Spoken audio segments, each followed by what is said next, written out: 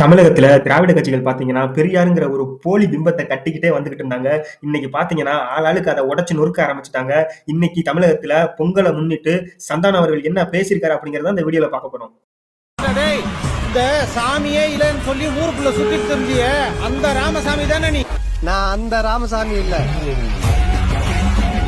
சந்தானம் அவர்கள் பாத்தீங்கன்னா, பொங்கல முன்னிட்டு அவர் ஒரு வீடியோ மேக் பண்ணி வெளியிட்டிருக்காரு. அதுல பாத்தீங்கன்னா, பெரியார் அவர்கள நக்கல் பண்ற மாரி ஒரு வீடியோ வெளியிட்டிருக்காரு.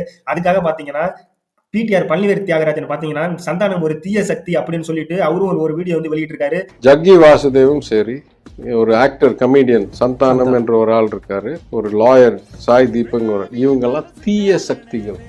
திமுகவுக்கு எப்பவுமே பாத்தீங்கன்னா தமிழர்னு பேசுறவங்களை பிடிக்காது. அவங்களுக்கு எப்பவுமே வந்து பாத்தீங்கன்னா திராவிடர்களா தான் இருக்காங்க. அதனாலதான் தமிழர்னு பேசுறவங்களை தீய சக்திகள்னு சொல்லிக்கிட்டே வர்றாங்க. ஆனா பெரியார் வந்து பாத்தீங்கன்னா தமிழகத்துக்கு எதிராக தான் எல்லா விஷயத்திலுமே பேசியிருக்காரு அப்படிங்கிறத மணியரசன் ஐயா என்ன சொல்லியிருக்காருன்னு அதையும் கேளுங்க. தமிழ் காட்டுமிராண்டி பாஷை, தமிழை படிக்காது, இங்கிலீஷ படி. நான் பக்கம் எடுத்துக்கிடுவேன், பக்கத்தோட பக்கம். குத்தூசி குருசாமி விடுதலையில எழுத்து சீர்திருத்தம் குடியரசு கொண்டு வந்தவர் குத்தூசி குருசாமி என்ற பட்டுக்கோட்டை தமிழன்.